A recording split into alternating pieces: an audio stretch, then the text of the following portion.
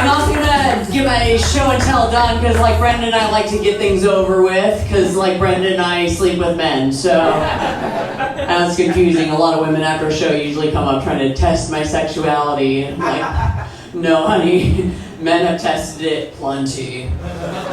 Thank you.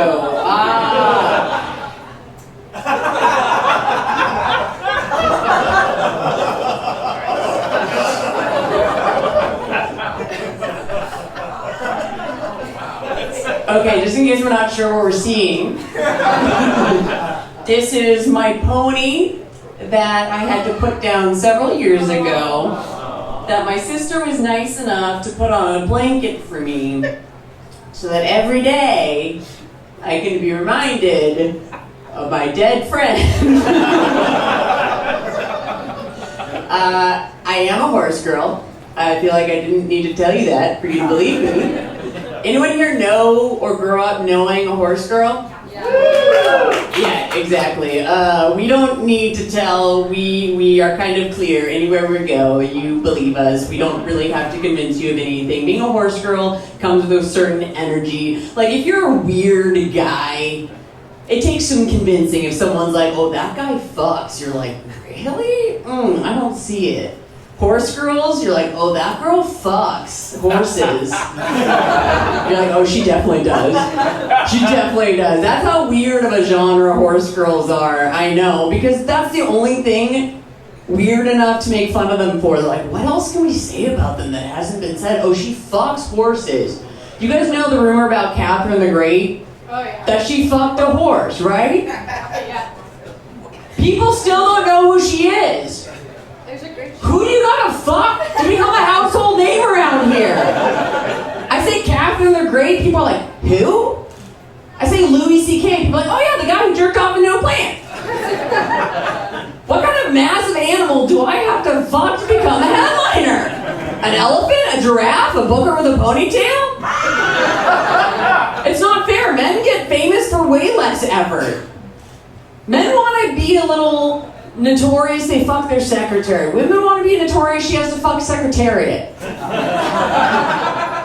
I just think we should have a little more respect for women in power who sexually abuse above their weight class. A man does it, ew, he's gross. A woman does it, ew, she's gross, but also very brave.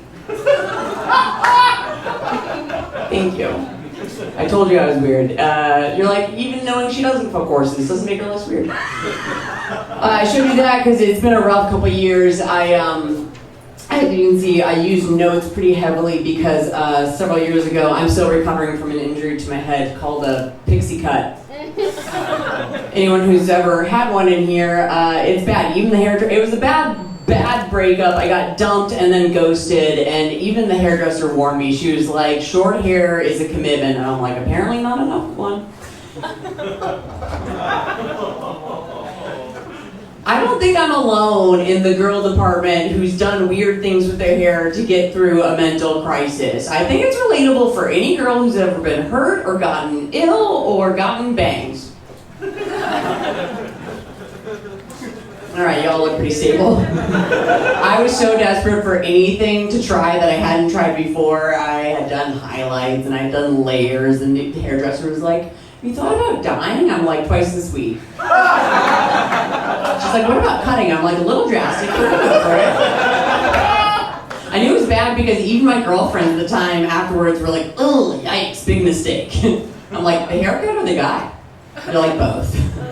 Which says how bad it was, because if your girlfriends have ever asked your opinion on a haircut, you're never going to tell them. That's how bad it was that they told me the truth. We don't tell the truth about something you can't do anything about. That's why we won't say shit about your shitty husband.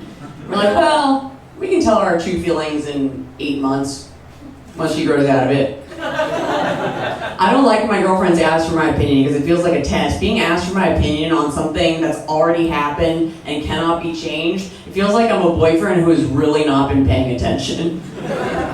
One of my friends was like, I'm pregnant. I'm like, I didn't know you wanted kids. She's like, what do you think? I'm like, you tell me. I wish girlfriends could be more direct though. They lie meaning well. I can be like, Is that guy out of my league? No. No one's out of your league. You're too good for everybody. No one is good enough for you. If a guy asks his friends if a girl's out of his league, they're like, yeah, probably. And he can move on with his life. I know not to ask my guy friends, though, what they think. I wouldn't get very helpful opinions. I'd be like, what do you think of my hair? They're like, keep it? I think it's funny, every time a woman gets a haircut that's clearly a cry for help and nobody notices. They're just like, ooh, look at Dana. She got that statement haircut. I'm like, she got a bob. The statement is help.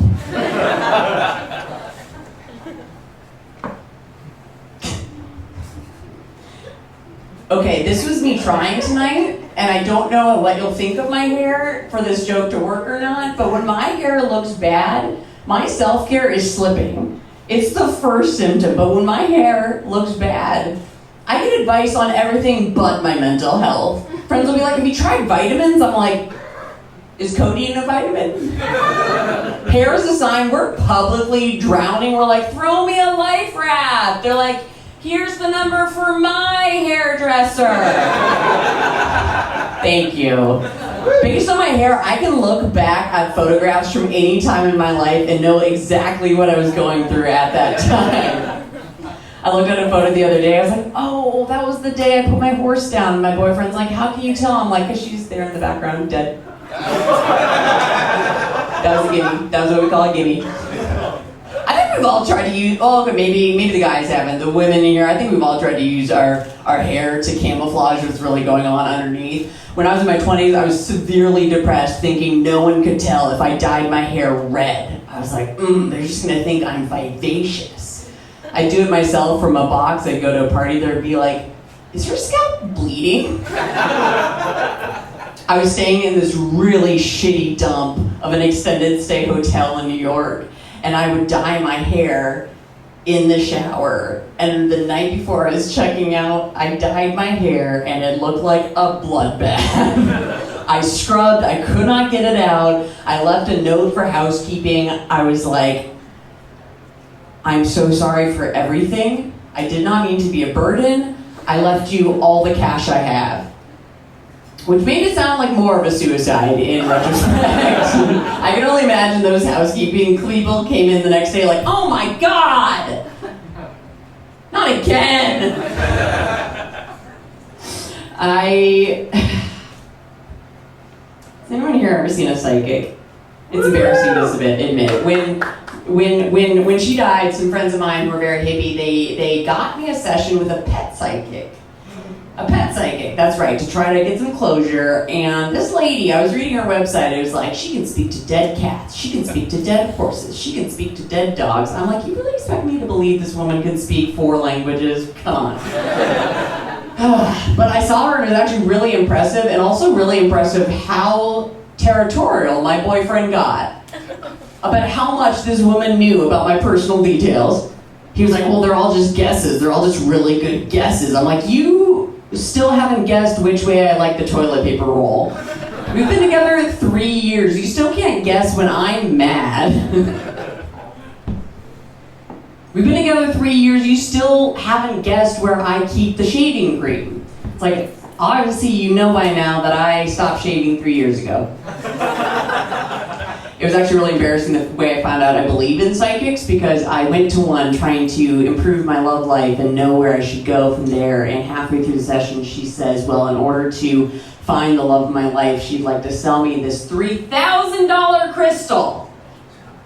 And that was my red flag. I was like, ooh, I don't think I want to pay for this session, lady. You are clearly a scam. And she was like, well, if you don't pay for it, I'm going to put a curse on you. And I was like, cash your card. Thank you guys for Max Midtrack. Give it up for your host.